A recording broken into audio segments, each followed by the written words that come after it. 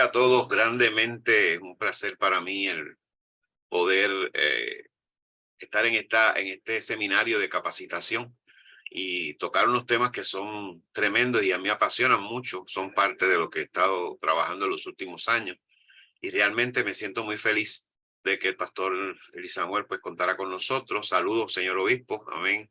Qué bueno verle, hace ya un tiempito no nos veíamos.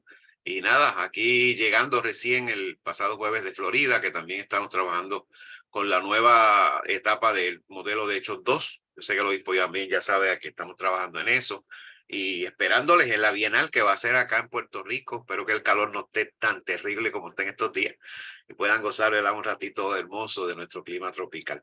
Saludos de parte del Departamento de Educación Cristiana y Familia a nivel internacional, el señor obispo William Hernández Ortiz, y también de acá de la región de Puerto Rico, reverendo Hernán Rivera Rivera, el obispo, y de mi iglesia, la Iglesia de Dios Pentecostal de Turabo Garden, la cual me honro en pastorear en los pasados 13 años, y de mi familia. Estoy aquí en mi casa, en mi estudio, por el nombre del Señor, me siento muy contento de poder estar con ustedes. Así es que rápidamente vamos a comenzar.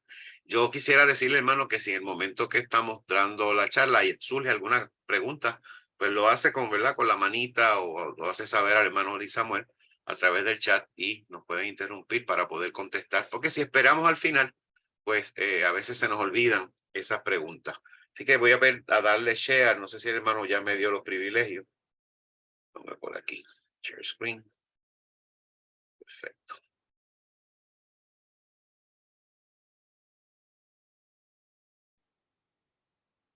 Muy bien.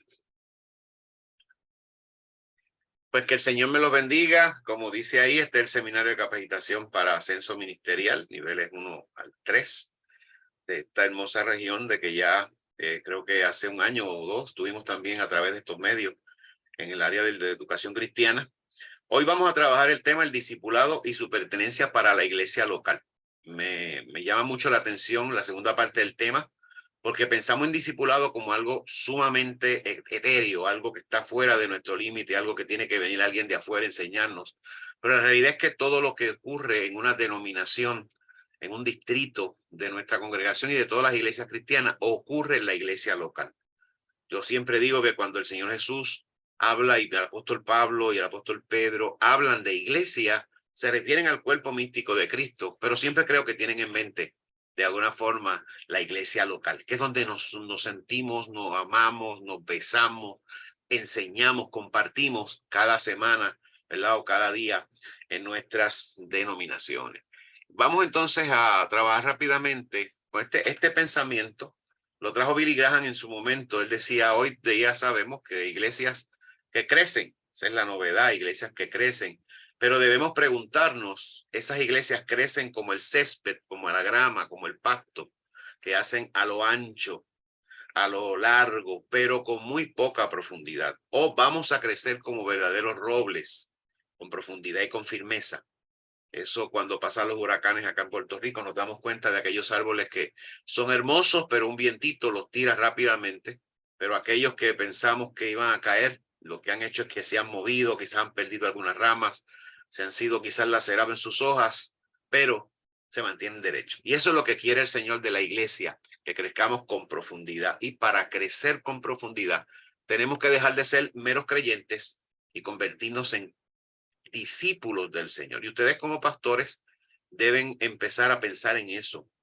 ¿Cómo puedo yo ser un pastor efectivo declarando y enseñando lo que es el discipulado? ¿Okay? Hoy quizás algunos hoy entenderán lo que discipulado va mucho más allá de la escuela bíblica, va mucho más allá de una clase de bautismo y quizás van a decir, ¿cómo hago esto? Pues yo les voy a dar algunas herramientas simples de cómo utilizarlo, pero desde ahora me pongo a su disposición al finalizar esta presentación. Va a estar grabada, pero también se la voy a enviar al hermano Eli Samuel, de manera que aquel que la necesite la pueda tener, y ahí está mi correo electrónico para cualquier dudita que podamos, humildemente podamos ayudarle. ¿Okay? Vamos a hablar un poco de la iglesia local. La gente habla de la iglesia local, pero hay que preguntarnos qué es eso. La palabra local lo dice, es de un sitio en particular. La iglesia local se constituye como el grupo de creyentes en Cristo, y aquí lo digo de manera general, que se reúnen o se congregan en una localidad específica. Por eso nosotros, como Iglesia de Dios Pentecostal, por lo menos, ¿verdad?, en términos generales, decimos somos la Iglesia de Dios Pentecostal, que a veces le tenemos un nombre, y se conoce por la iglesia de tal lugar. Los hermanos que caminan, van, llegan, ven. De lo contrario, pues sería algo como muy general, ¿verdad? Somos una iglesia local. Nos conocemos, vivimos, ministramos y mire la palabra, congregamos. Quiere decir que tenemos una fe en común y nos sentimos unidos en una iglesia local. Así que eso es lo que es la iglesia local. Un grupo de hermanos, un grupo de creyentes, de discípulos que se reúnen, se congregan en una localidad específica. La iglesia tiene muchas variantes. La iglesia local no es homogénea. En el mundo anglo se dan estos casos, cada día menos, pero se dan, donde son iglesias, y perdonen la forma si me expreso y, ¿verdad?, puede sonar un poco altinante. Hay iglesias de blancos, hay iglesias de negros, hay iglesias de orientales, hay iglesias de latinos. Y hoy en día, con lo loco que está el sistema social, hay iglesias hasta de verdad de personas que no son del mismo sexo en el sentido de la LGBTQ+I, etcétera, etcétera, etcétera. Pero generalmente una iglesia local está constituida de varias razas. Hay hermanos de varias razas, colores de piel, etcétera, etcétera.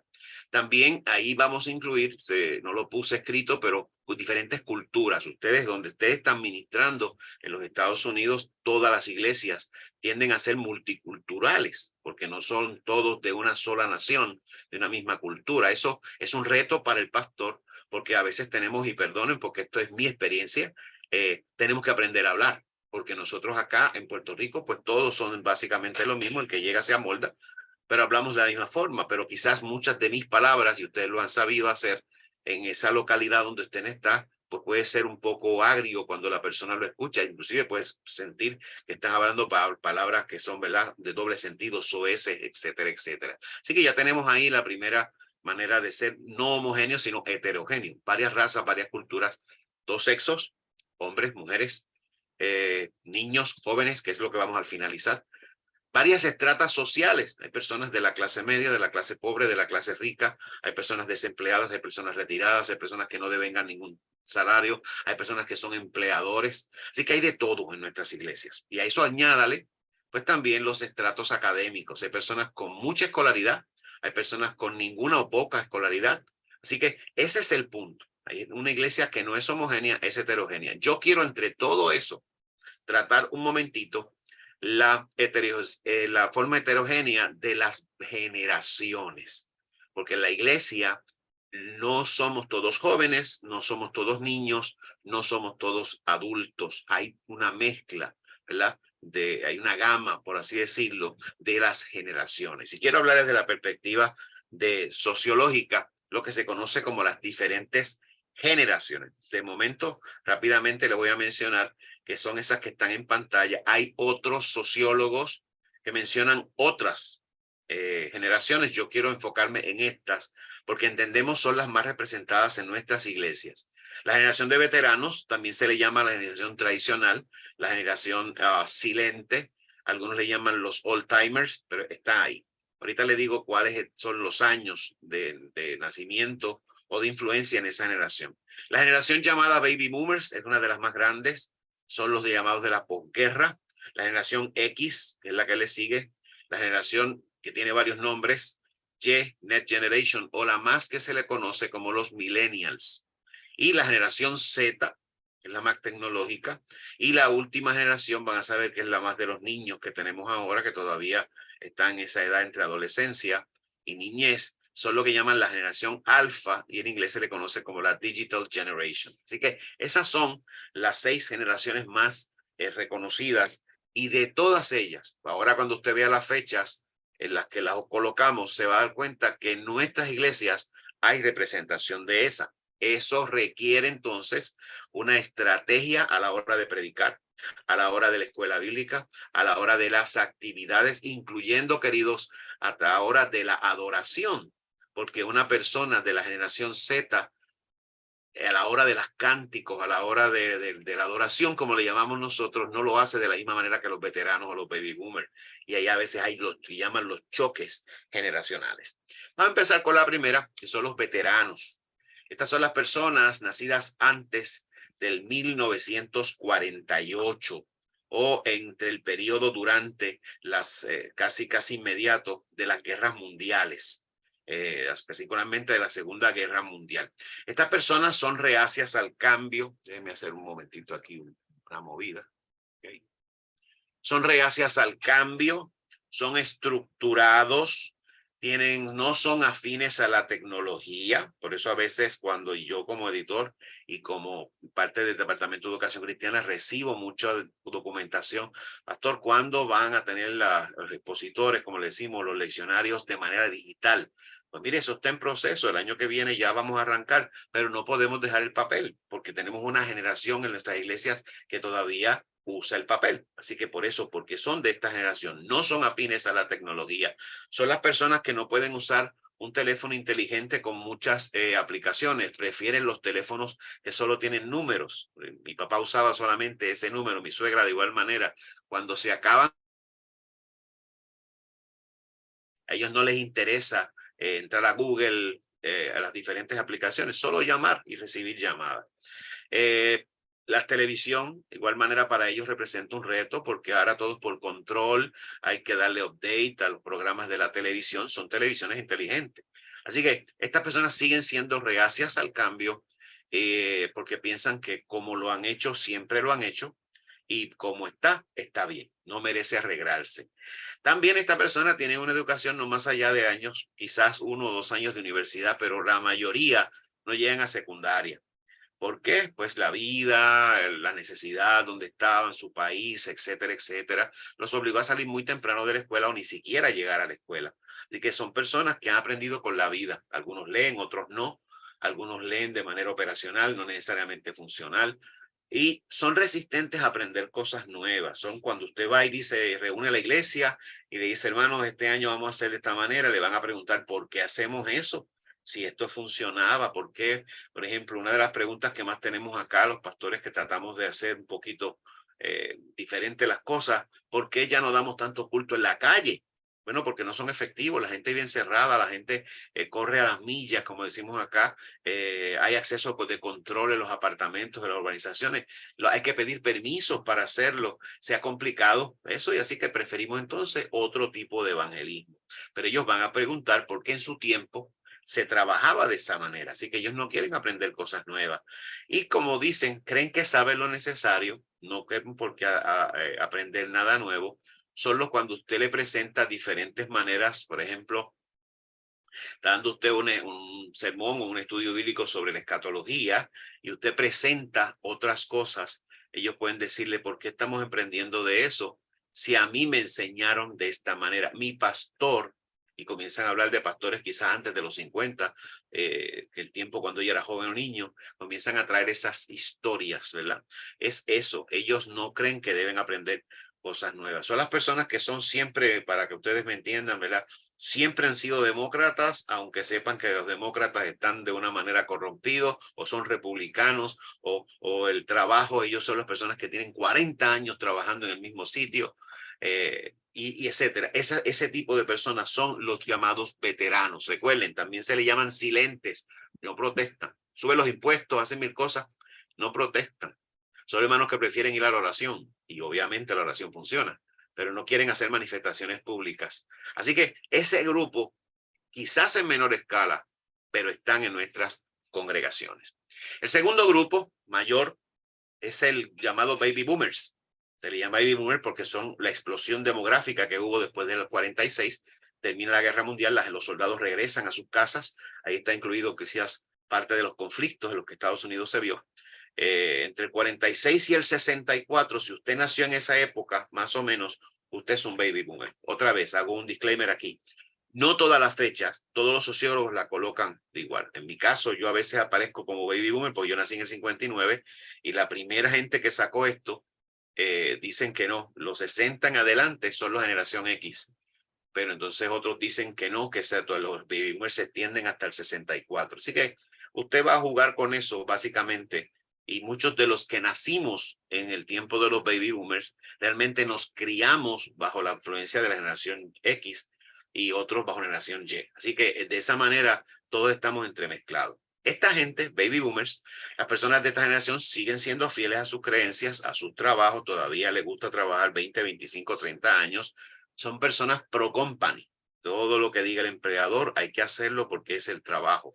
Son leales, se dedican, dedicados, son responsables con las fechas límites, no tienden a pedir muchas prórrogas, no son de los que procrastinan, tienden a desarrollar lo que se conoce como el síndrome del workaholic. Todo ello es trabajo. Algunos tienen hasta 3 trabajos, así que son trabajadores excesivos.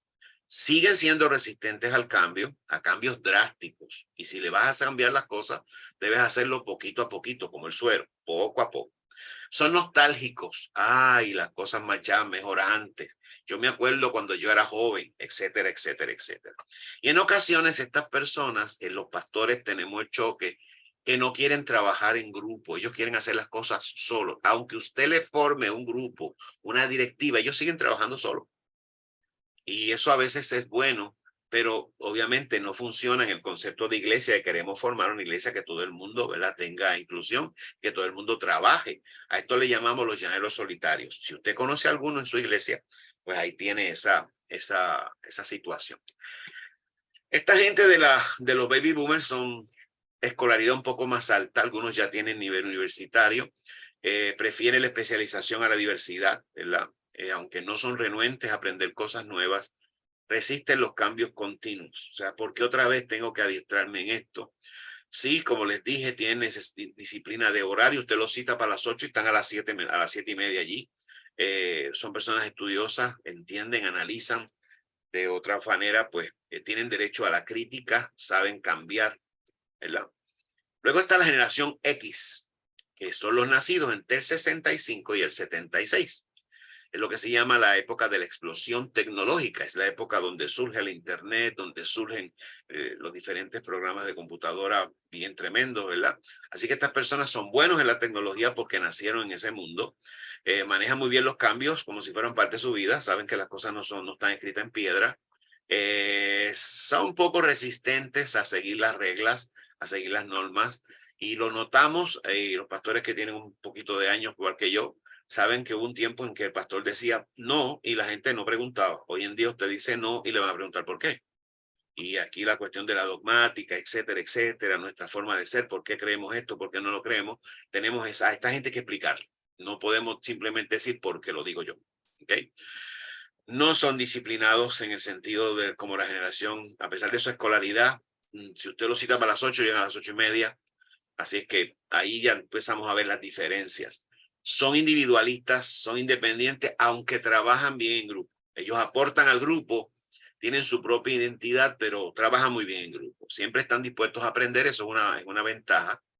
Lo hacen con rapidez, pues son buenos líderes en ese aspecto. Aunque si no le gustó, no le gustó. Y lo quitó, se lo dijo y siguió hacia adelante. Y esa es la generación X. La generación más conocida, porque es de la más que se habla, entiendo que es de la más que se ha escrito, es la llamada generación Y, mejor conocida como los millennials. Yo tengo 3 hijas millennial, así que eso me hace casi un experto en millennial, ¿verdad? Porque tienen unas características particulares. Son nacidos entre el 77 y el 97.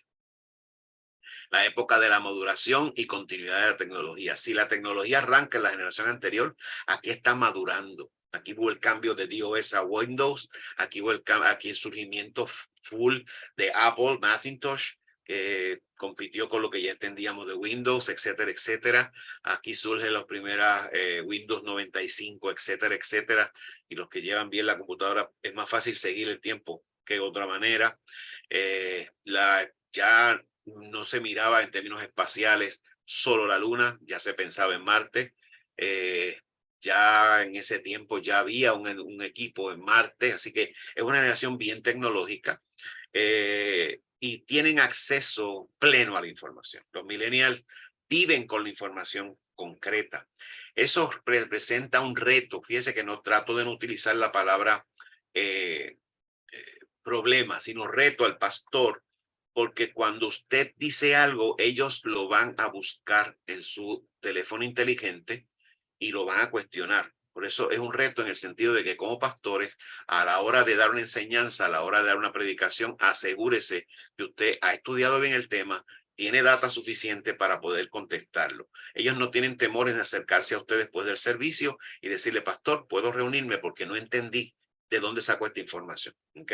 Porque tienen acceso instantáneo. Yo no sé de lo que estoy hablando, si alguno se acuerda cuando uno estaba en la escuela o en la universidad, que le daban una asignación a uno, un trabajo de investigación, uno iba a la biblioteca, a esos grandes armarios que le llamaban catálogos escritos en la formación Dewey, y usted buscaba y después pasaba referencia y se retiraba el libro, uno se llevaba, uno se llevaba, o lo que no se podía sacar de la biblioteca, usted tenía que copiar o dictarlo, particularmente copiarlo a mano. Hoy en día ellos desde su casa, en su propio teléfono, tienen esos accesos. Así que son una generación altamente tecnológica, su estilo de aprendizaje está relacionado a la tecnología. Estos son los que están exigiendo que nuestros sermones se graben, que tengamos acceso a las redes.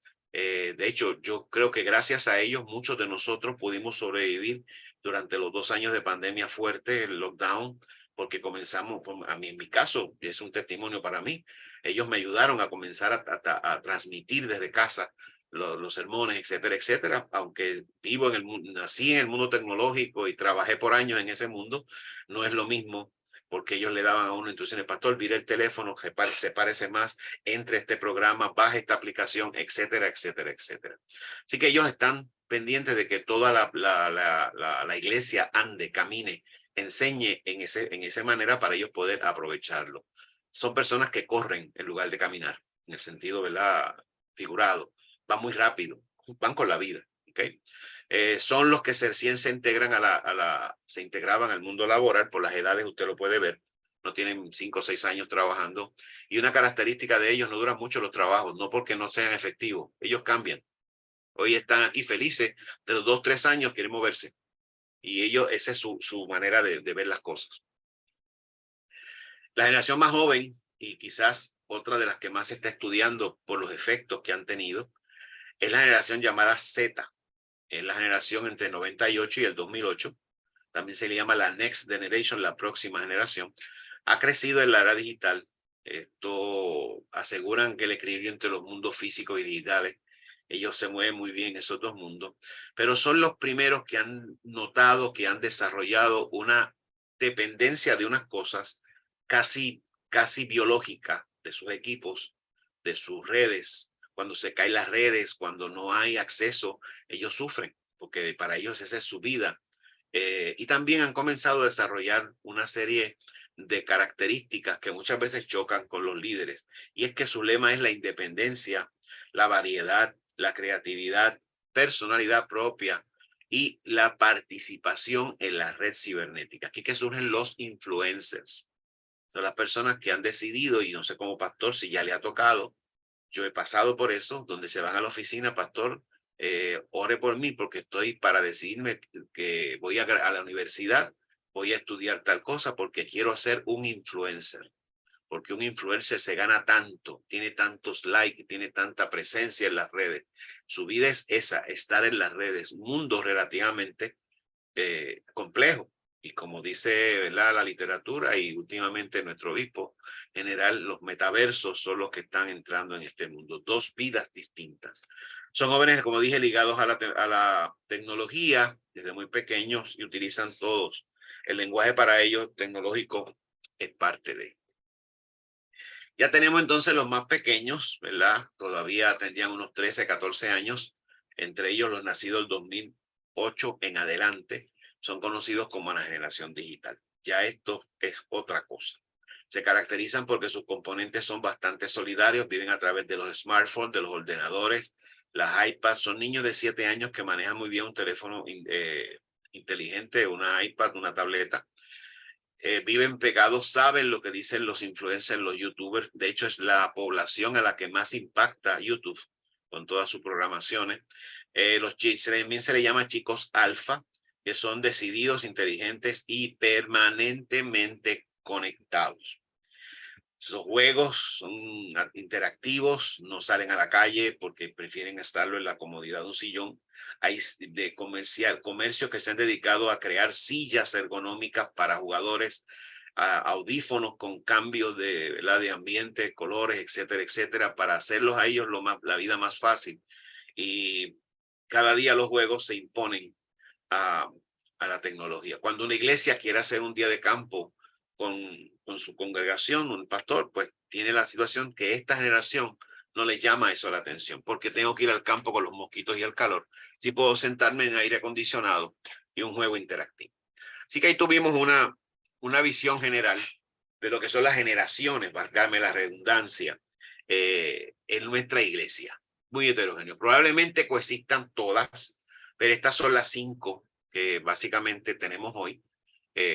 Y yo diría que 6, la última que ya estamos hablando, pero las tenemos. Así que mire usted, quiero que en este momento haga ese ejercicio, párese usted en su púlpito, mire a su congregación e imagínese lo que he dicho hasta ahora.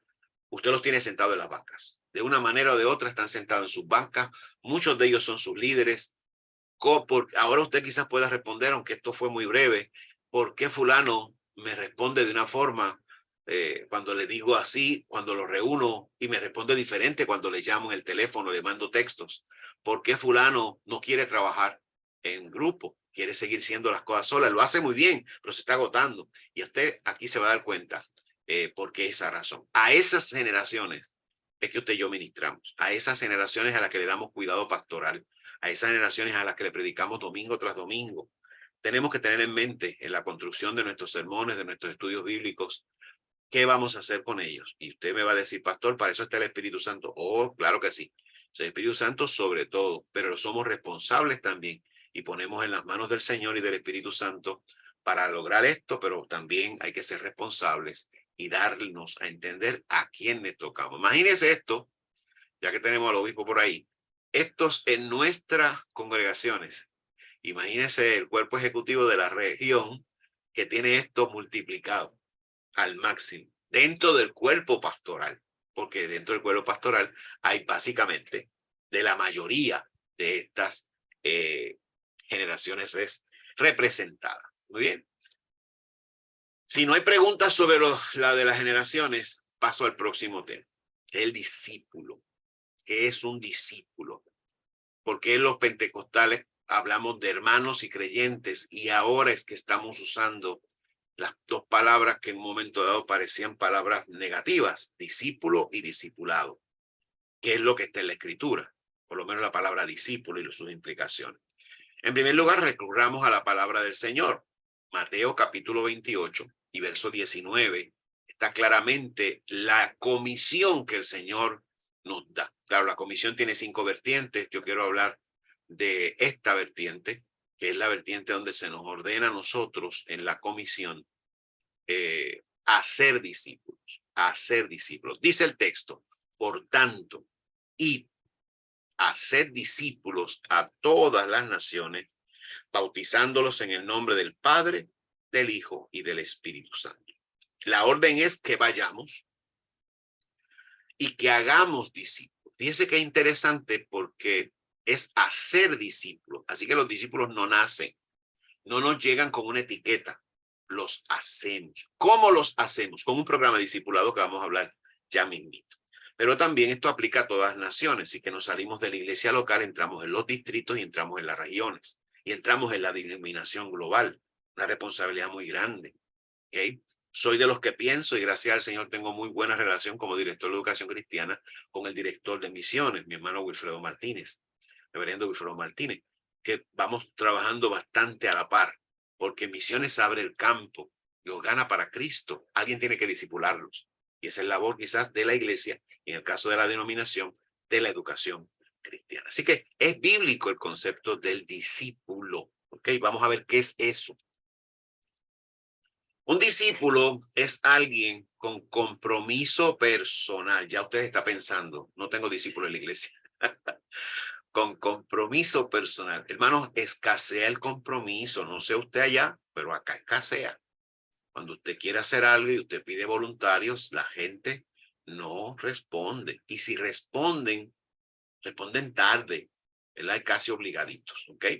Así que el discípulo es alguien, una persona, varón o hembra, con compromiso personal, pero permanente, no de un tiempo ni una fiebre o una moda. No, no, no. Su compromiso es permanente con la persona de Jesús y el Espíritu Santo para obedecer al Señor. Es como ese viejo himno, el que sigue las pisadas del maestro. ¿Okay? Eso es un discípulo. Un discípulo, el señorío de Jesús en la vida de él es permanente. En otras palabras, está sometido total y permanentemente a la palabra de Dios. Y esa es la Biblia. Y esa obediencia y sometimiento a la palabra del Señor está bajo el control y dirección del Espíritu Santo. Hablar de esto entre pentecostales es fácil, porque reconocemos, amamos, estimamos, anhelamos la presencia del Espíritu Santo en nosotros. Pero es hora de que aprendamos que el Espíritu Santo es Dios, y además de sernos gozosos y darnos la experiencia dinámica de la danza, de las lenguas, que son tremendo y maravilloso y bíblico, también está para enseñarnos, también está para guiarnos y también está para consolarnos. Su nombre es el Paracletos, como dice el griego, que traducido por Reina dice consejero, el consolador, pero va mucho más allá. El Paracleto era aquel que va a tu lado y no se despega de ti. Eso es bien lindo, bien hermoso. El Espíritu Santo siempre está con nosotros. En el discípulo, eso es real, lo vive, no es algo fuera de su control, lo vive, lo experimenta, la presencia, guianza y compañía del Espíritu Santo. Un discípulo no es cosa de 2 o 3 clases, o sea que no confunda ser discípulo con una clase.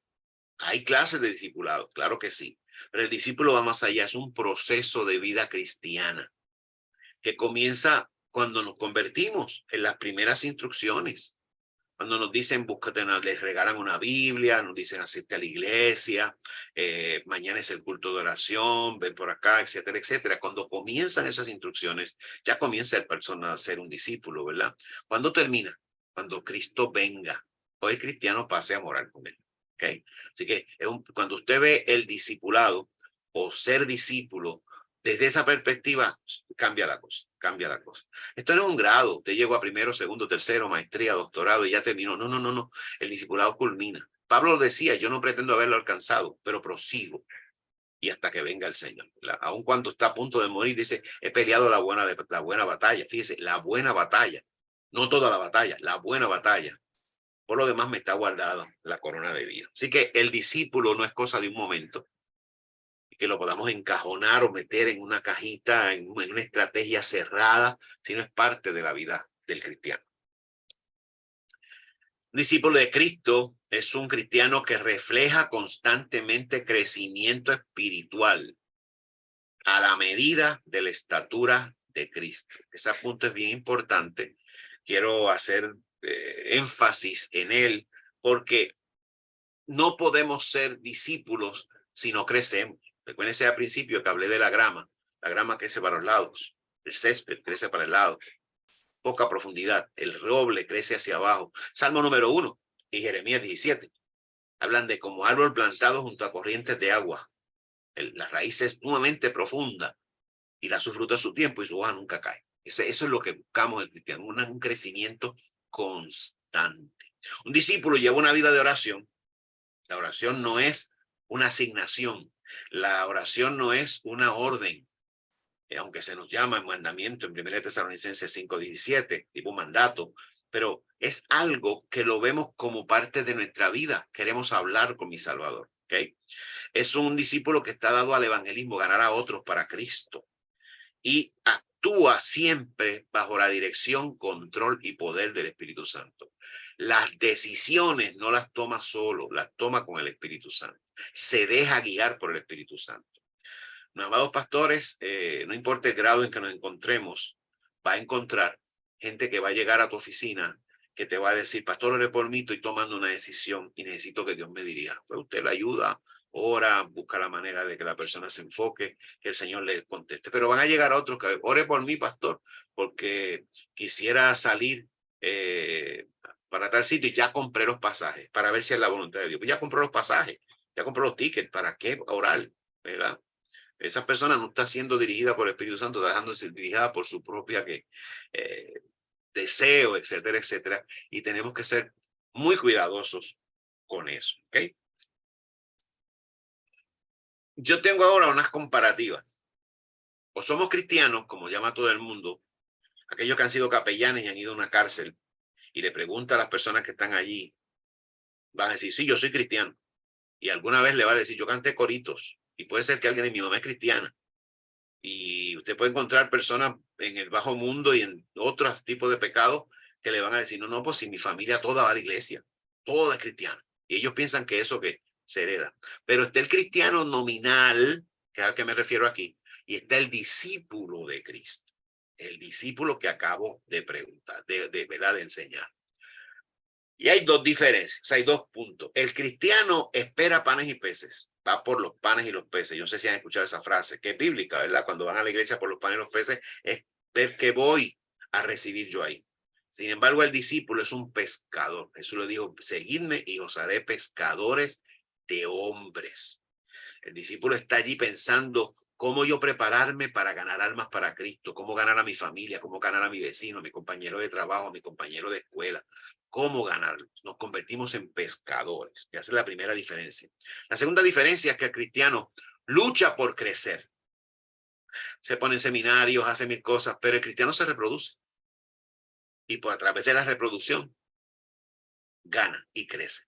¿Cómo es eso, pastor? Mire, cuando una persona gana almas para Cristo, está creciendo, está cumpliendo la gran comisión. Así que el cristiano trata, lucha, se esfuerza, pero el discípulo hace, se reproduce. Y cada vez que aprende, mejora su técnica, pero su pasión es hablarle a otros de Jesús. El cristiano se gana, ¿verdad? En el sentido de que usted tiene que salir a buscarlo, el otro lo introduce a la iglesia a través del discipulado, pero el discípulo se hace.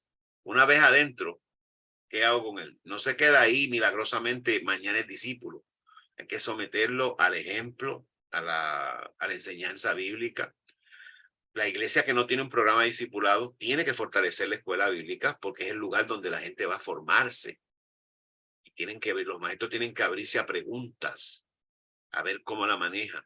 Asamblea de Dios en sus inicios usaba un programa que se llama El Hermano Mayor. Se le asignaba a cada nuevo converso una persona con madurez espiritual para que lo siguiera, lo llamara, conversara con él, orara con él, le enseñara pasajes bíblicos, etcétera, etcétera. Cosas bien básicas, ¿verdad? Porque el discípulo se hace. Dije ahorita que es un proceso. Los procesos tienen comienzo, así que hay que tener eso en cuenta. Número 4, el cristiano depende de una gran manera del pastor o de los líderes. El discípulo está listo para servir. Y pastores, usted va a encontrar en sus congregaciones personas que le van a decir a los 6 meses del año, julio, ¿para dónde vamos? ¿Cuál es la próxima actividad? Esperando que sea usted el que se la dé. El líder está listo. Ya vio el calendario. Estamos listos para esto. Ellos están adelantados en la fecha. Y son las personas que si usted como pastor no tiene, ¿verdad?, el tiempo para hacer una programación extensa, ellos mismos le ayudan. Porque ellos están listos todo el tiempo. Hay creo que es el logo, el lema de los niños escucha, los Boy Scouts, es siempre listo. El discípulo siempre está listo, porque tiene a Jesús, tiene la chispa para seguir adelante. Número 5, a los cristianos les gusta el halago. Qué bien lo hiciste, qué bien te ves, eso te quedó genial. El discípulo vive el sacrificio, sabe que lo que hacemos, lo hacemos para Cristo, lo hacemos para Dios. Y siempre hay áreas para mejorar. Aceptamos la crítica, pero nuestra vida no es para que nos digan qué bien lo hiciste y nos aplaudan. Si viene el aplauso, gloria a Dios. Si viene la palmadita, qué bien. Pero normalmente estamos para hacer las cosas. Siervos inútiles somos que hacemos lo que teníamos que hacer. 6. El cristiano entrega sus partes de sus ganancias. Diezmo y manna. Ofrenda y diezmo y manna. Cuota si puedo. Afiliaciones, no. Y por ahí hacen parte de sus ganancias.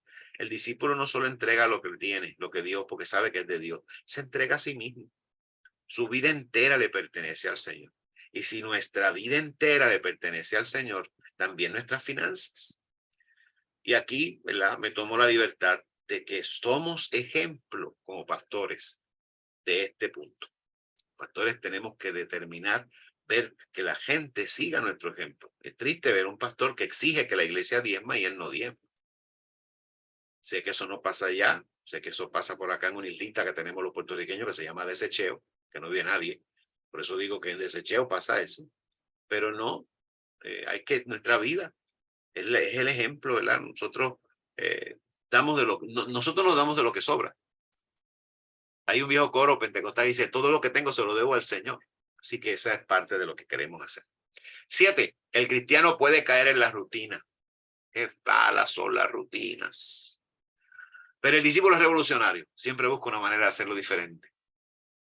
Y hasta en nuestras disciplinas personales donde nadie nos ve, hay personas que dicen, pastor, es que yo me encorar y me quedo dormido porque trabajo mucho. Pues quédese de pie, camine mientras ora, salga afuera al balcón, busque la manera. Somos revolucionarios en la manera de predicar a las personas, de hablarle a la gente de Cristo.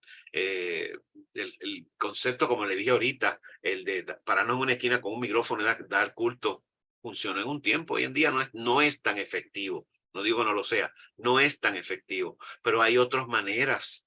Quizás el tratado en la entrada, quizás, no sé, usted elija la manera. Somos revolucionarios. Y esto lo tomo con pinzas porque hay gente que malinterpreta. Revolucionario no es cambiar todo lo que está establecido. Es hacer todo lo que pueda por Cristo, todo lo que pueda por la iglesia. El discípulo tiene una cosa en la mente, no es él, es el Señor. No es él, es la iglesia en la cual estoy. Por eso hablo de la iglesia local. Cuando un hermano de la iglesia ama a su iglesia local, las cosas funcionan. Pastor, debes hacer algo que los hermanos amen la iglesia local. Eso se llama sentido de pertenencia. Que ellos entiendan porque están ahí, es beneficioso para ellos.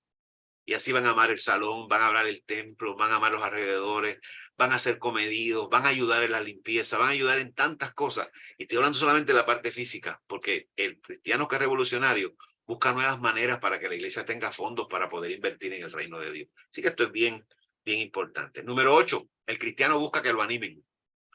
Está triste a que ver quién me llama para decirme que eche para adelante, como Elías. No. El discípulo se sacude y anima a otros.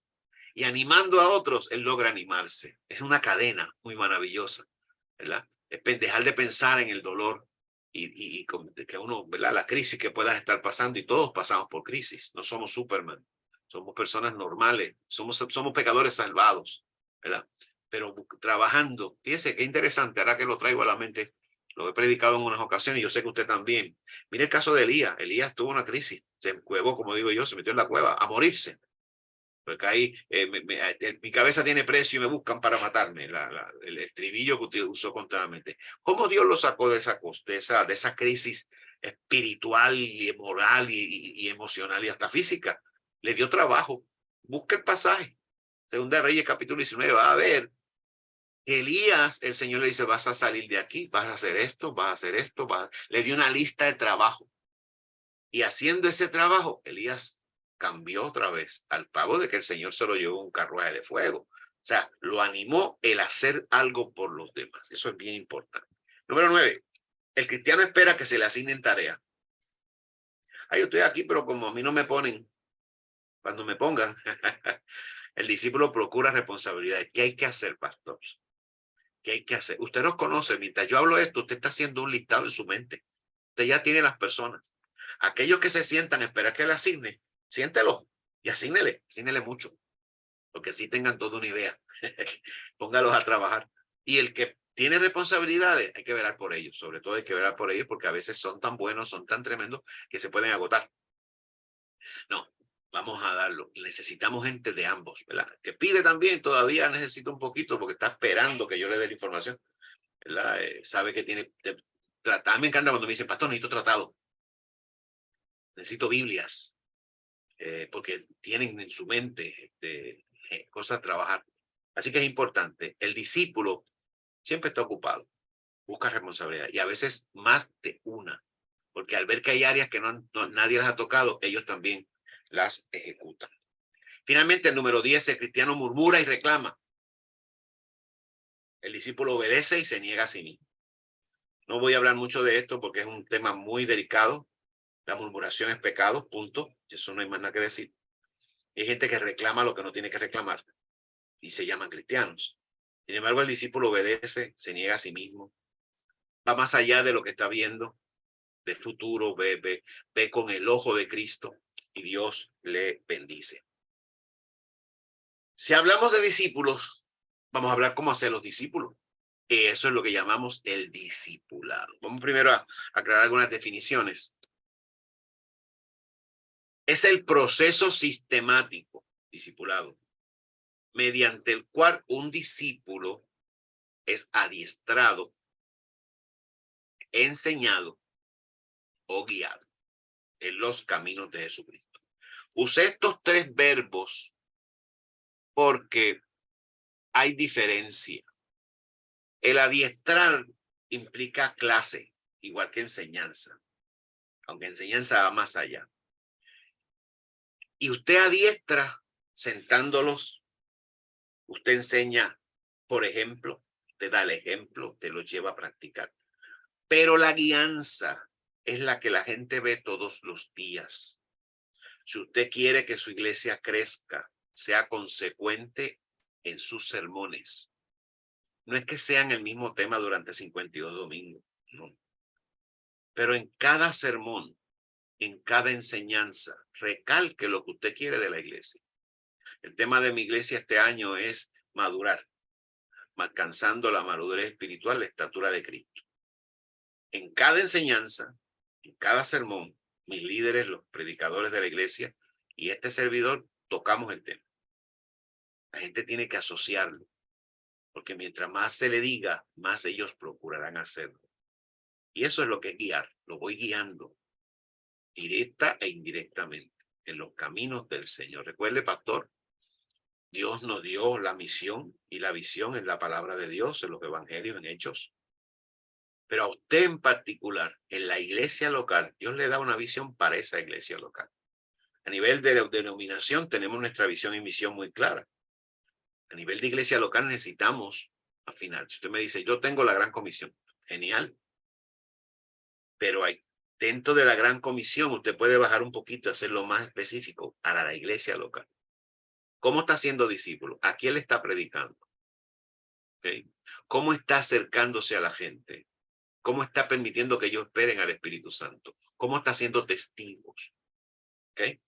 Y ahí comienzan a nacer los ministerios en esa visión. Sus ministerios tienen que enfocarse para que pueda ser efectivo ese plan, esa visión que el Señor le ha dado. Los pentecostales a veces somos demasiado modestos, por así decirlo, y podríamos decir que es una modestia no real, porque Dios te llamó al frente de una congregación, el obispo, el presbítero, te instalaron, vieron en ti la capacidad, la iglesia te acepta o abres una obra. Quiere decir que Dios te va a usar para que esa iglesia crezca numéricamente, pero también espiritualmente, sobre todo espiritualmente, para que pueda ser discípulos y a la vez crecer y a la vez reproducirse. Y para eso, tú como pastor tienes que comunicar la visión. A veces predicamos por la moda. Aquí en Puerto Rico los calores están terribles. Estoy seguro que hay pastores predicando que el sol se va a acercar y que la luna es de sangre y esas cuestiones escatológicas medias raras que andan por ahí a veces. Comenzamos y eso pues la gente mantiene entretenida. Nuestra labor no es entretener a la gente, hermanos. Y perdonen que me salga un poquito del tema. No es entretener a la gente. Nuestra labor es enseñar, es adiestrar, es guiar a las personas en el camino de Jesús para que vivan la vida plena hasta que Él venga. Por lo tanto, hay que prepararnos y hay que seguir el plan que el Señor ha puesto en nuestros corazones. De eso se trata el discipulado. ¿Qué más tenemos? El propósito del discipulado. Ya básicamente hablé de esto. Es que el creyente, el discípulo, alcance un estado de madurez óptimo que está descrito en Efesios capítulo 4, verso 12 al 16. Yo voy a leerle Efesios 4 en la próxima slide.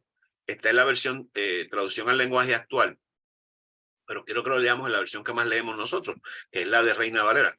En Efesios capítulo 4, versículo 12 al 16, dice, a fin de perfeccionar a los santos para la obra del ministerio. El discipulado es para eso, para perfeccionar a los santos en la obra del ministerio, para la edificación del cuerpo de Cristo, hasta que todos lleguemos a la unidad de la fe y del conocimiento del Hijo de Dios, a un varón perfecto, a la medida de la estatura de la plenitud de Cristo. Cristo es el modelo.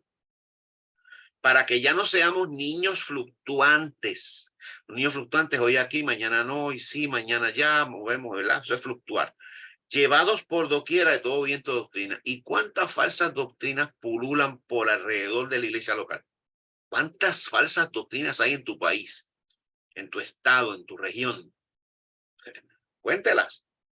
Y no solo las que están establecidas formalmente, las que se cuelan a veces a través de las redes, llegan a la iglesia y las quieren imponer como si fueran palabra de Dios. Por estratagemas de hombres que para engañar emplean con astucia las artimañas del error, sino que siguiendo en verdad el amor, si crezcamos en todo en aquel que es la cabeza, esto es Cristo, de quien todo el cuerpo, bien concertado, unido por sí entre todas las coyunturas que se apoyan, según la actividad propia de cada miembro, recibe su crecimiento para ir edificándose en él. Se lo quiero leer en la traducción al lenguaje actual. Suena un poco más simple. Esta traducción es muy buena. Yo la considero todavía una paráfrasis, pero ayuda a entender algunos vocablos que Reina a veces por el tiempo no nos hace. Dice, hizo esto, la introducción de maestros, pastores y demás, para que todos los que formamos la iglesia, que es su cuerpo, estemos capacitados para servir, para dar instrucción a los creyentes. Así seremos un grupo muy unido y llegaremos a tener todo lo que nos falta. Seremos perfectos como lo es Cristo, por conocer al Hijo de Dios y confiar en él. Ya no seremos como niños que ahora piensan una cosa y más tarde piensan otra, que fácilmente son engañados por las falsas enseñanzas de la gente astuta, que recurre a toda clase de trampas. Al contrario, el amor debe hacernos decir siempre la verdad para que todo lo que hagamos nos parezca cada vez más a Cristo, nos parezcamos más a Cristo, que es quien gobierna la iglesia. Cristo es quien va uniendo a cada miembro de la iglesia según sus funciones y quien hace que cada uno trabaje en armonía para que la iglesia vaya creciendo y cobrando más fuerza por causa del amor. En otras palabras, el discipulado es eso, lograr que la iglesia, los hermanos, los discípulos crezcan a la altura del modelo, y el modelo es Cristo Jesús. Para poder hacer discípulos tenemos que tener un programa de discipulado. Esto hablé hace 2 años, pero voy a repetirlo otra vez. En primer lugar, tengo que aclarar que el programa de discipulado no es unas clases para candidatos a bautismo. Hemos confundido eso toda la vida. No, tampoco es la escuela bíblica. La escuela bíblica es parte del ministerio de la iglesia. Yo me preocupo cuando una iglesia no tiene escuela bíblica. Y créanme que por ahí a veces entran otras cosas. Pero la clase de bautismos no es el discipulado. Mucha gente dice, no, yo tengo discipulado. Cada 6 meses tengo un grupito y lo bautizo y antes de bautizarlo de una clase. Eso es parte, como vamos a ver ahora, de lo que es un programa de discipulado. Un programa de discipulado está diseñado y desarrollado con un solo objetivo: hacer discípulos. Es decir, gente espiritualmente madura según las enseñanzas de Jesús. Esa es la clave. No hacemos gente que siga las instrucciones del pastor. No hacemos gente que siga así. No, gente madura espiritualmente, pero según las enseñanzas del Señor Jesús. El programa debe tener en su mente la iglesia local. Todo surge en la iglesia local. La iglesia local es la clave. Tú quieres un avivamiento regional, trabaja con la iglesia local. Tú quieres un avivamiento distrital, trabaja con las iglesias locales. Son las iglesias locales las que producen pastores, las iglesias locales son las que producen todo. De ahí que surge, es la base de todo cristianismo, ¿verdad?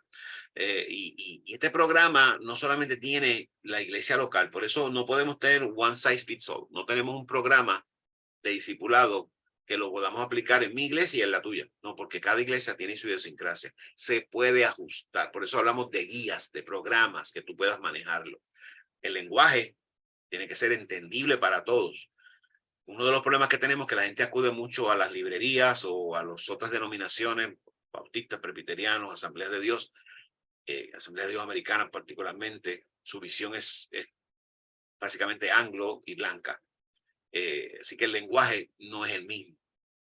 Y a veces está demasiado elevado o incomprensible. Ya hablamos de la cultura, características particulares de cada iglesia local.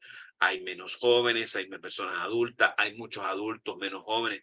Esa demografía la conoces tú, pastor. Es más, yo te aconsejo que cada vez que tú quieras, cuando vayas a establecer esto, que lo vamos a decir ahorita, el censo al que me refiero es que tú tomes tu informe, el que tú das todos los años a la denominación, al concilio, como le llamamos nosotros, a la región. Mira a ver cuántas personas tienes de cierta edad, cuántos jóvenes tienes, cuántos damas, cuántos caballeros, cuántos adultos mayores, ancianos, niños, y con eso tienes una visión bastante clara, por lo menos demográficamente, en términos de demografía de la gente de la iglesia, de cómo puedes dividir tus clases, si es que vas a dar clases, o tus actividades. ¿Okay? La audiencia va a surgir de esa iglesia. Así que tú puedes hacer por ejemplo, una clase de discipulado de formación cristiana, que vamos a llamarle ya mismo, para universitarios. Y ahí pues adiestras al maestro que vaya con todas, pero tienes una donde hay personas que no tienen universidad, pues esa clase tiene que el lenguaje adaptarse a esas personas para que todos aprendan lo mismo a última instancia. ¿Okay? Esa es la manera. Existen 4 etapas de un programa discipulado. 4. La primera es la prebautismo. Mucha gente le llama a los nuevos convertidos o los recién llegados. La segunda es la etapa de educación para el bautismo. Esa todo el mundo la conoce. Hay literatura amplia sobre esa. Hay una tercera etapa, que es la que la gente confunde con la escuela bíblica, que es la etapa de educación formativa. ¿Okay? O la de formación cristiana. Vamos a hablar de ella, de cada una de ellas. Y hay una etapa que muchos pastores, sobre todo aquellos ministros ordenados de mucha experiencia, ya practican, pero no la practicamos quizás con la formalidad que debe ser. Pero tenemos experiencia en ella, así que por eso voy a hablar de ella. Algunos eruditos rompen estas etapas en varias partes. Algunos dicen que simplemente son 2, la pre y la formación, el prebautismo y la de formación están incluidas todas las demás. Va a encontrar en literatura. Yo encontré que esta es la mejor manera de entenderlo y es la que comparto con ustedes. Vamos a la primera, la etapa prebautismo. Esta etapa se considera a las personas que se acaban de convertir al Señor, que vienen del mundo o de otras creencias religiosas. Toda la vida fueron católicos, fueron testigos de Jehová. Pues llegaron a la iglesia nueva, tienen que aprender toda la teología nuevamente, ¿ok? Esta que digo ahora lo toma usted y usted lo analiza conforme a su audiencia. O sea, su audiencia va a ser su iglesia local. Esta etapa, la de prebautismo, no se considera los nacidos en la iglesia.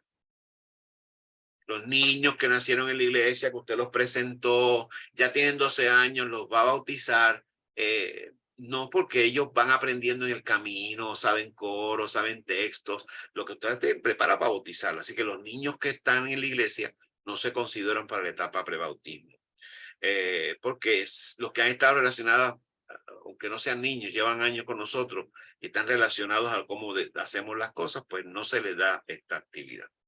Esta etapa consiste en enseñar al nuevo creyente lo que ha de ser su nueva vida durante esos primeros pasos. Muchas iglesias le llaman así, primeros pasos. ¿Okay? Y eso es lo que vamos a cubrir aquí. Prebautismo. ¿Qué voy a hacer? ¿Cuál es mi material didáctico, mi material para enseñar? Bueno, yo te doy este ejemplo.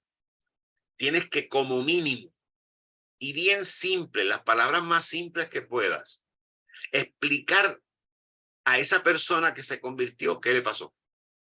¿Qué es la conversión a Cristo? ¿Qué es lo que ha pasado? Recuerden que cuando usted hace el llamado, muchas personas pasan, no aparentan tener nada emocional, hasta le dan las gracias y la mano y se sientan de nuevo, pero hay otros que lloran, caen al suelo, algunos tienen una experiencia terrible con el Espíritu Santo, así que cada uno en particular, por eso tú tienes que manejar esto de acuerdo a la persona. Pero en ese material debe explicarse qué pasó, la conversión, la justificación por la fe, el pasar al frente y lo más importante, ¿y ahora qué? ¿Qué va a pasar ahora? Te vas a explicar lo que se espera del discípulo, del creyente. Vas a hablarle de la oración, vas a hablarle de la asistencia a los cultos, vas a hablarle del estudio de la palabra del Señor. Tienes que darle su primera Biblia, tienes que darle, yo estoy abogando con el Departamento de Misiones Regional, estamos tratando de conseguirlo, lo que llamamos el Evangelio de Lucas, porque yo soy de los que pienso, postulo y enseño que el Evangelio de Marco, el Evangelio de Juan que le damos a las personas cuando se convierten, no es necesariamente una herramienta fácil de entender.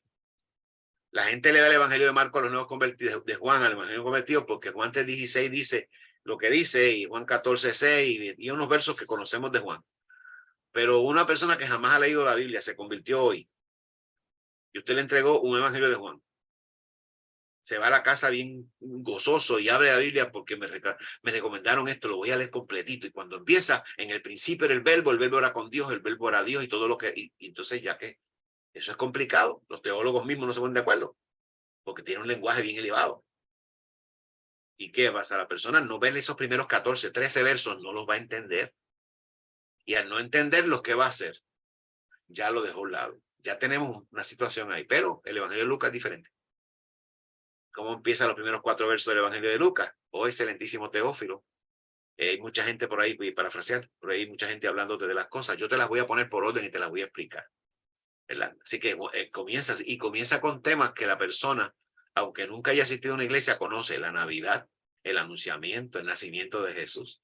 Así que ya comienza a interesarse porque es algo que le sabe, que está relacionado. Así que es parte. Así que tú tienes que darle, si no tienes obviamente Evangelios de Lucas, le das una Biblia y le recomiendas que lea a Lucas, o etcétera, etcétera, o le das una lista de pasajes bíblicos escritos, no citas, porque ellos no saben todavía lo que es un capítulo, que es un versículo.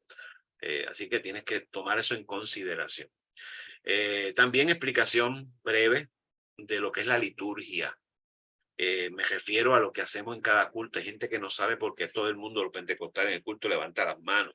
No saben por qué mandan a orar a Juan. Y cuando Juan empieza a orar, la congregación completa ora y no se oye a Juan. Explicar por qué hablan lenguas, por qué empiezan a predicar y alguien sale danzando. Recuérdense que para usted, para mí, eso es gloria de Dios y lo estamos acostumbrados, pero para el que llega, no. Le pone una persona, por eso cuando sentamos las visitas hay que ver cómo lo hacemos. Y puedo parecer un poquito crítica, pero como digo yo soy pentecostal de la cabeza a los pies. Yo creo en esto toda la vida y siento que Pentecostés es la realidad. Pero hay que ser sabio. Si la persona jamás está en una iglesia pentecostal y usted lo sentó al lado de estos hermanos que el primer tono de la guitarra salen brincando en la presencia del Espíritu Santo, se va a asustar la persona. Vamos a ser honestos. ¿Y qué va a hacer? Se asustó. ¿Y qué va a pasar aquí? Dios mío. O no lo siente al frente. Pentecostales, pastores, nos movemos y la persona sentada al frente por primera vez se va a sentir un poco aturdida. Son consejos que damos en el modelo de Hechos 2, pero les adelanto. Así que este material de prebautismo puede ser un librito, puede ser quizá una reunión adicional, si tiene las facilidades. Mañana te esperamos a tal hora y hay una persona que le pueda dar, eso yo lo dejo a discreción. Hay material sobre esto. Nosotros en nuestra iglesia preparamos el nuestro, sobre las 4 etapas. Así es que aquí tienen ese proceso. Esto es para la etapa prebautismo. Nos vemos entonces que esta etapa no debe durar más de 6 meses. La persona no puede estar recibiendo esta instrucción por más de 6 meses. Entendemos que en 6 meses ya la persona ha ido madurando para pasar a la próxima etapa, que es ver si está apto para bautizarse. Recuerden que el bautismo es una decisión personal, pero también una decisión pastoral. Usted lo entrevista como pastor y usted a veces los hermanos piensan, pero el pastor no ha bautizado a fulano. Es que la persona vive en concubinato, no ha podido realizar formalmente su matrimonio. Mil cosas que a veces no lo dicen hasta que usted tiene esa entrevista pastoral. Pero esta persona, cuando ya lleva ese proceso, usted también lo va conociendo y aceleramos este proceso. Esta etapa no es necesariamente crear grupos, como ya le dije. Más bien pueden ser hermanos maduros que lo llamen, como está, se sienten cerca de él. Cuando digamos, vamos a leer la Biblia, pues ellos a veces no saben enseñarles lo que son los libros de la Biblia, etcétera, etcétera, que se sientan que van en ese proceso, van aprendiendo, van aprendiendo. Creo que en mi experiencia el principal propósito no son los nuevos, somos nosotros. que damos por sentado tantas cosas. Por ejemplo, damos por sentado que cuando tú dices, vamos a buscar el libro de Ageo, todo el mundo sabe dónde está Ageo. Si hay cristianos que llevan 40 años en la iglesia y no saben dónde está Ageo, va a ser una persona que jamás ha abierto una Biblia. ¿Okay? Así que también hay cosas, versículo tal del capítulo tal, ellos primero van a preguntar qué es un versículo. A veces no tenemos esa digresión con la gente que nos visita. Así que póngase, se llama empatía, póngase en los zapatitos de la persona y enséñele, mira, eso se busca aquí. Y yo soy de los que digo, para rápido, aquí hay un índice, mira, ahí están las paginitas. Tú buscas aquí y ahí cae. ¿Okay? Los números, como le explicaba yo a mis nenas, los números grandes son los capítulos, los números chiquitos son los versículos. Y ya está, lo va enseñando. Eso es bien simple, demasiado simple quizás, pero es la manera en que tratamos. Vemos que estas personas son recién convertidos, recién nacidos en el Señor. Así que esta es la etapa pre-bautismo.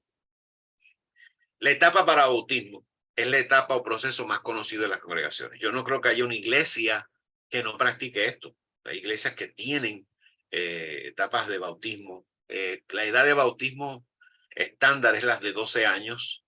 Con todo el respeto, yo pienso que hay niños de 9 y hasta de 8 con capacidad suficiente de bautizarlos, y hay viejos de 120 años que no los bautizaría porque no tienen la misma capacidad. Así que eso es bien relativo. Los pastores lo conocen. Alguien me dijo, ¿quién de esta clase? Los pastores. Creo que sí, es una clase que debemos dar los pastores, pero si usted está bien cargado, tiene mucha, ¿verdad?, situación, la iglesia es grande o tiene mucha actividad, un maestro que tenga corazón pastoral. ¿Y por qué? Porque esto no es una clase para que la gente aprenda las dispensaciones y los 7 años de la tribulación. No, no, esto es una clase para formarse.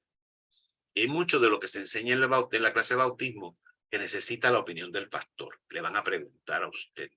Y es importante que la persona entienda esto. Así que esta es una clase que yo y la mayoría de la literatura recomienda que sea enseñada por el pastor. Claro, cuando digo el pastor, pues el esposo del pastor, el esposo de la pastora, puede ser el pastor asistente, personas que sí tengan una integridad y tengan un llamado pastoral o por lo menos manejen este tema desde esa perspectiva. Más que académica, perspectiva pastoral. Esto no es un programa de bautismo, esta es parte del programa del discipulado, perdón, parte del discipulado, parte del programa de discipulado. Esta se puede hacer en grupos, como se puede hacer one on one, persona a persona. Va a depender de la cantidad, va a depender de cómo usted lo maneje. Vea que aquí hay bastante diversidad para hacerlo. El material que se usa, pues hay bastante también en la literatura, y hay en la librería, ¿verdad? Puede contenerse, lo mínimo que yo creo que una persona que se va a bautizar debe saber es una explicación de qué es el bautismo, sus implicaciones para la vida cristiana. A veces nos bautizamos porque sí, a veces nos bautizamos porque el pastor me dijo que tenía que estar aquí, a veces nos bautizamos porque mami quiere que me bautice, a veces nos bautizamos por la pregunta más espiritual que yo he escuchado, porque la Biblia lo dice, pero ¿por qué la Biblia lo dice?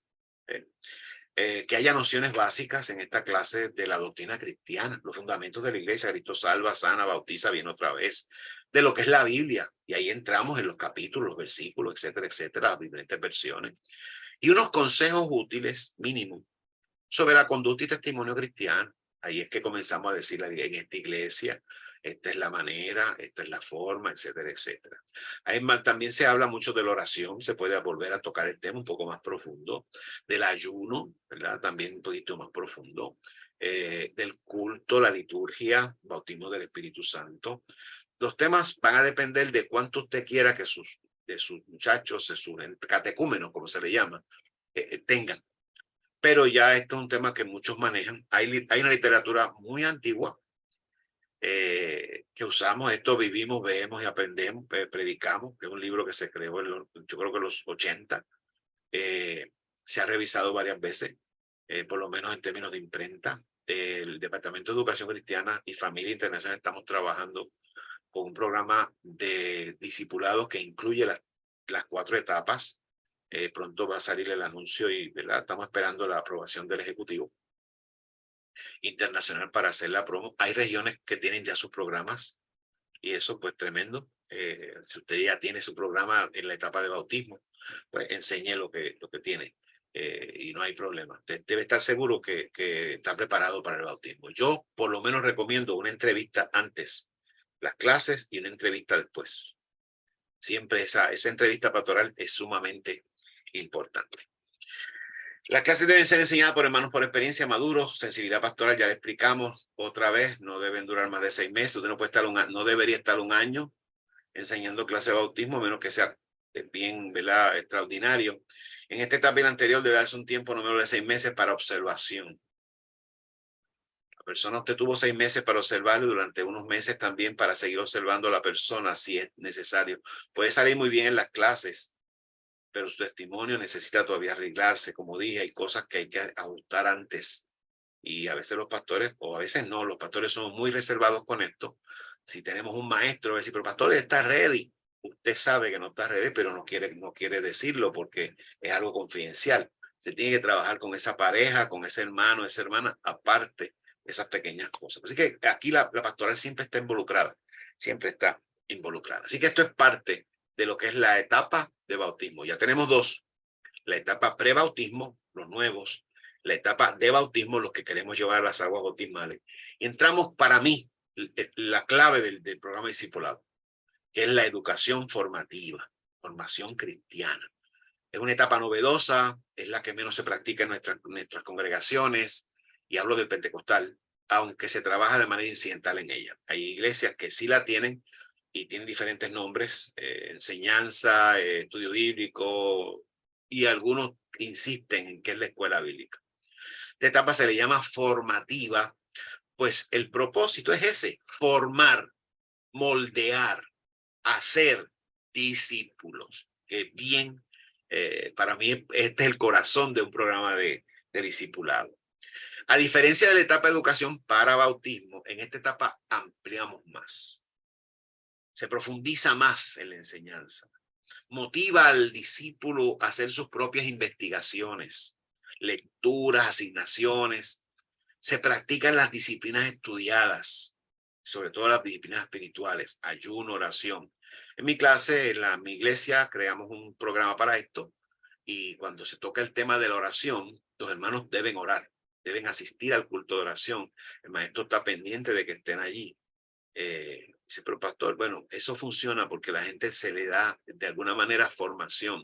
No es solo mi oración personal, sino mi oración colectiva. Si hay un ayuno, nunca han ayunado, ahí se lleva y se convoca un ayuno del grupo que está tomando las clases, de la mayordomía. No se entra en el detalle de que la gente confiese si diezma o no diezma.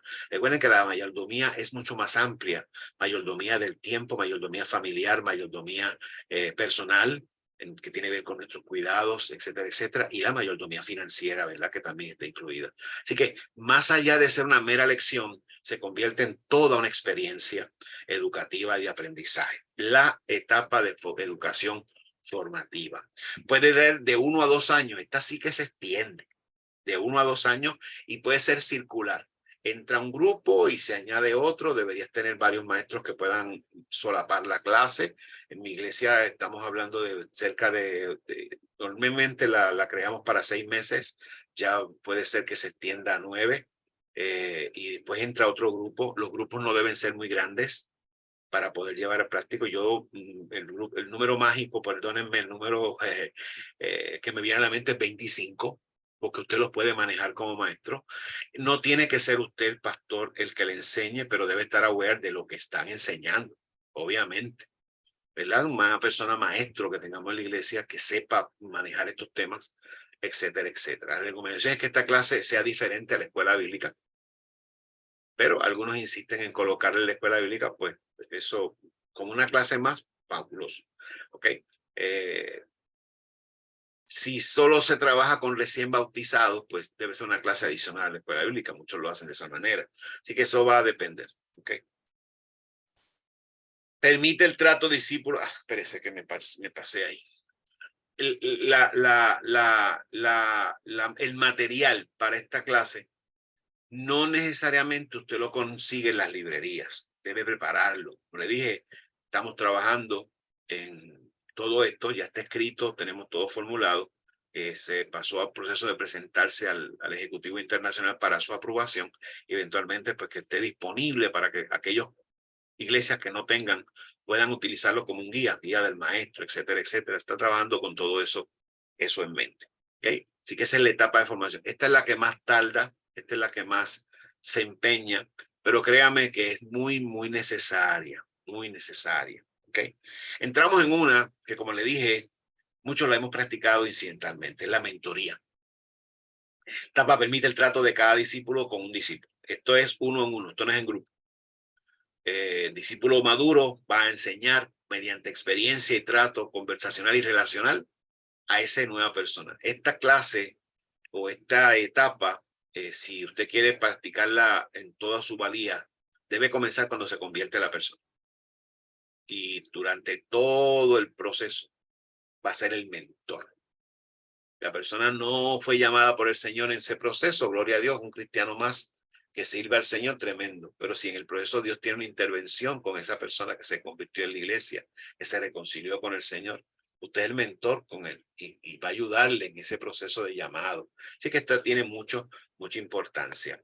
Como dije, se hace discípulo uno a uno, ya no en aula enseñanza, sino en la práctica. Esta etapa no debe comenzarse de manera pues, de la secuencia de las anteriores, usted la comienza desde mucho antes. El mentor, y vamos a hablar de él, quién puede ser mentor, debe listo para trabajar con ese discípulo desde la etapa prebautismal. Yo les recomiendo que usted vigile en su congregación quiénes son personas que pueden ser mentores, que sean buenos, que sean personas. Aquí no tiene que ser un catedrático, aquí no tiene que ser una persona con buena expresión verbal frente a las multitudes, porque esto es uno a uno. La llamada telefónica, la reunión incidental, etcétera. Es el consejo práctico, que es una persona bíblica, madura, de un testimonio muy bueno, ¿verdad? Bueno, aleluya, le va a funcionar. Y usted debe tener esa lista ya, porque si se convierten a diario varias personas, usted los tiene que asignar. ¿Quiénes son? Bueno, la experiencia cristiana debe tener más de 5 años convertido. El mentor tiene que ser fiel a la congregación en todo su sentido. Asistencia, finanzas, etcétera, etcétera. Conocedor de la escritura, que conozca la Biblia. Porque aquí no hay un bosquejo, aquí es simplemente cuando surja la situación, sepa dónde acudir. Que ame la oración y la lectura bíblica, sea amante de eso. Tenga habilidad para aconsejar, sobre todo para escuchar, que tenga empatía. Tiene que ser asertivo en el amor. Asertivo en el amor es que ame a la persona, pero cuando llegue a corregirla, en amor se corrige. Y que sepa referir, porque necesito que hable con el pastor. Y le concerte la cita con el pastor y asegúrese que el pastor hable con él. Eso es empatía.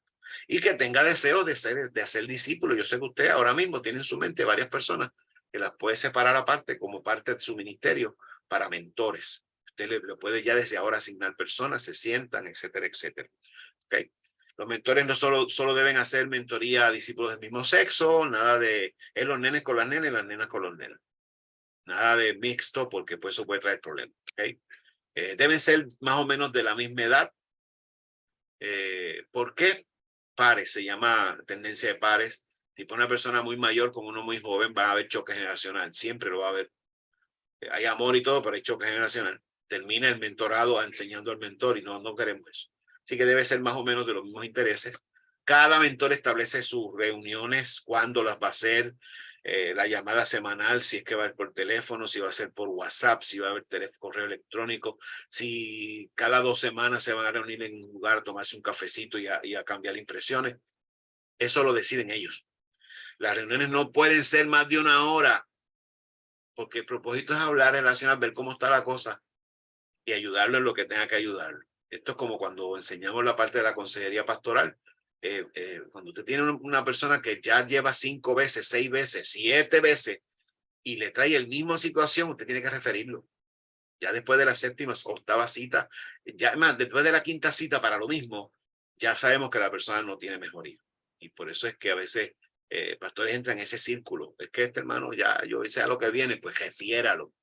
Mándelo a otro consejero, ¿verdad? Porque la persona no está siendo efectiva esa relación. Las reuniones pues deben repasar pasajes bíblicos, etcétera, etcétera. Corta, es mantener la relación. ¿Okay? Se recomienda estudiar juntos un tema bíblico, sacar una experiencia de texto. Vamos a estudiar el libro de Nehemías, los dos. Tú lo lees, nos llamamos, nos hacemos preguntas, etcétera, etcétera. Hay libros para temas sobre esto. Leer un libro cristiano, y usted compartir, ¿verdad? La idea es siempre tener un motivo para reunirse, para compartir y para orar juntos. A la larga, queridos hermanos, esto se convierte en un acto hasta familiar. fortalece relaciones. Por eso tienen que ser personas del mismo sexo, no pueden ser un caballero con una dama, etcétera, etcétera. Y ya obviamente me están entendiendo la razón por la cual. Bien. ¿Cómo se establece un programa discipulado en nuestras iglesias? Pues primero el censo que les mencioné, usted tiene la información ya en su informe anual, determine quiénes pueden pertenecer a este proceso, identifique quiénes serán los facilitadores o maestros de cada etapa, usted lo puede hacer. Aquí entra un tema delicado, muchas iglesias prefieren que sea el superintendente que escoja los maestros, o algunas iglesias incluso hacen votaciones para escoger los maestros. Yo personalmente creo en el ministerio de maestro, igual que el de pastor, igual que el de evangelista, y los ministerios del Señor. Por lo tanto, los ministerios no se votan. La iglesia los valida, la iglesia los identifica, la iglesia es la que los coloca. Y eso está en hecho. Por eso está en hecho, particularmente Hechos capítulo 6. Así que usted tiene esa capacidad pastoral de saber quién puede ser maestro. Usted ve el grupo que les he hablado, cuando puedan repasar esto, y usted va a tener en mente, haga su lista, escriba, ok, fulano, sutano, mengano, y los va poniendo ahí para que usted pueda trabajar con ellos. Es importante que una vez los tenga, usted se siente con ellos y le comunique la visión por qué están siendo seleccionados para esa labor. Motívelos y póngase siempre a la disposición. Si usted tiene un equipo pastoral, el equipo pastoral tiene que estar involucrado en esto también, ¿ok? Número 3. Identifique el material didáctico a usarse en cada etapa, ya lo mencionamos. Hay disponibilidad en diferentes formas, hay una gran variedad para estos fines, sea cuidadoso al escoger. Capacite a los facilitadores para que lo hagan siempre esté relacionado a la meta, hacer discípulos maduros. Esa es la clave, hacer discípulos maduros. Esta información la traigo, ¿verdad? Pues también tenemos la editorial Pentecostal que está trabajando materiales. Ahora mismo tenemos para varias de las etapas, las primeras 2 etapas, prebautismo y bautismo. Hay de otros autores. Hay un libro del doctor Luis Raúl Cruz sobre candidatos a bautismo preadolescentes, de 12, entre esas edades. Y está hecho específicamente para ese grupo. Es un libro muy bueno, muy específico. Así que usted puede adquirirlo a través de la editorial Pentecostal.